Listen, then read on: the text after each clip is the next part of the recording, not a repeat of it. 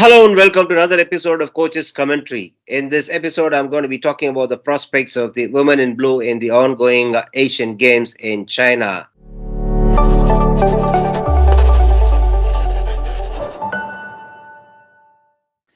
They got a new captain here. It is not by choice, but it is more by design because Harmanpreet Kaur has been handed a ban for 2 games as a result of her outburst in the bygone series in Bangladesh. Now, India is considered as the favorites to win the gold medal in these Asian Games, but we cannot be absolutely certain of it, nor the Indian team can afford to be complacent. For the simple reason all the teams in the Asian subcontinent have been playing really real good cricket of late, and they're also really confident. Let's have a look at what has happened in the recent past as far as women's cricket is concerned in this neck of the woods.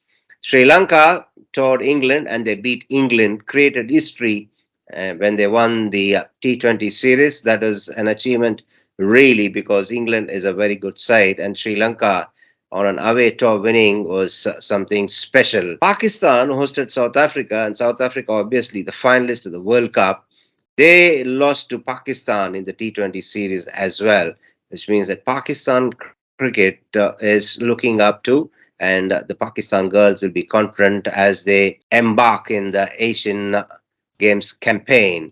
Let's look at what Bangladesh has done. Well, Bangladesh played against India and they did really well. And it was an acrimonious series, but still, it has to be said that Bangladesh really piled the pressure on India, kept Team India on their toes. Now, Indian team under Smriti Mandhana got off to a good start in the limited number of overs that they are on the field.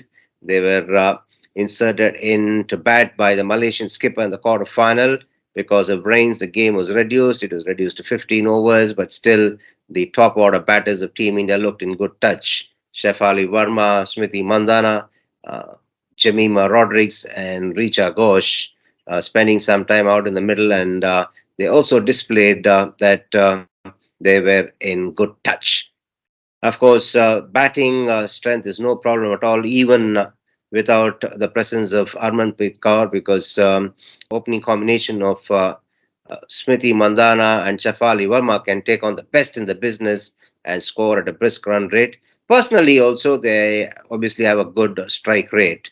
Uh, Shafali Verma going at around 133, Smriti Mandhana going at around 123. So they are really good. They complement each other really well.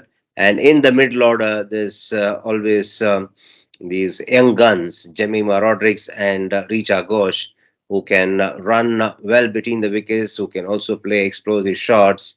And they're really versatile in the sense that they're good against both the medium pacers and the spinners too. Of course, the veteran all-rounder Deepti Sharma will bolster the batting order as well. Uh, what Team India has done is that they've also included a few all rounders in the side. They've got Kanika Ahuja on the side, and they also got Amanjot Kaur, both of whom are good all rounders too. Mini can also be a very effective all rounder, and it's heartening to see a lot of multi-dimensional cricketers are coming forth in Indian women's cricket. The only thing is that they may not have the experience as far as medium pace department is concerned because there's no Shika Pandey, there's no Renuka Singh, and they've brought in the youngster Titus Sadhu who did well in the under 19 World Cup. India are already through to the semi final as a result of them enjoying a better ranking in the ICC ladder. That's what the rules are. In the event of a game getting rained off, the team placed higher in the ICC rankings will qualify to the next round. And the Asian Games format is such that they play on a knockout basis. So every team has to be really on top of its game as they take the field, regardless of who the opponents are, because it's also a case of weather coming into play as well from what has transpired so far. But nevertheless, it's a case of uh, a fantastic opportunity for these girls to win the medals. And they would also bear in mind that they were so near, but yet so far in the last Commonwealth Games when that particular run out dismissal of Harmanpreet Kaur changed the entire game on its head. They'll remember that, and they'll be aware of the fact that they need to really be aware, and they also need to display situational awareness as well in order to win the coveted medals.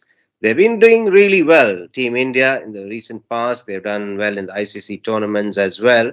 But what has been eluding them is a title in a big tournament such as this. I hope that this is something that will be rectified in this edition of the Asian Games, and they'll go on to win the gold medal, and that will be the start of a lot more of silverware coming back to India. Smriti Mandana is a good leader, and she's also been in terrific nick in the 100, and she's carrying that form into the Asian Games as well. With whatever little we saw of her in the quarterfinal, it is really auguring well for Team India. So, all in all, it does look like Team India is primed and prepared well for making the most of the opportunities that they get in the Asian Games, and also use this particular opportunity to win the coveted medals. I wish the girls all the very best, and hopefully they will do what is expected of them. On that note, I'd like to wind up this episode. And before I sign off, I'd like to say that I'll catch up with you soon. And all of you, be good and be safe.